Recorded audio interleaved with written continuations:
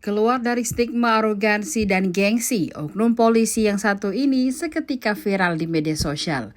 Selain menjadi pengayom masyarakat, dia memilih menjadi pedagang usai melaksanakan tugas dinasnya.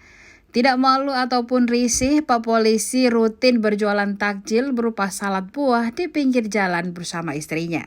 Aksi polisi yang berjualan takjil di pinggir jalan itu pun menuai pujian dari netizen.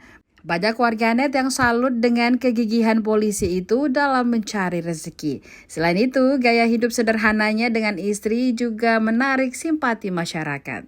Kisah polisi ini viral setelah video aktivitasnya berjualan usai bertugas diunggah di TikTok. Video dirinya berjualan di pinggir jalan beredar dan mencuri perhatian warganet karena tak ada yang menyangka aslinya dia adalah seorang polisi. Makin cepatnya viral karena narasi yang dituliskan yakni pulang tugas langsung jualan.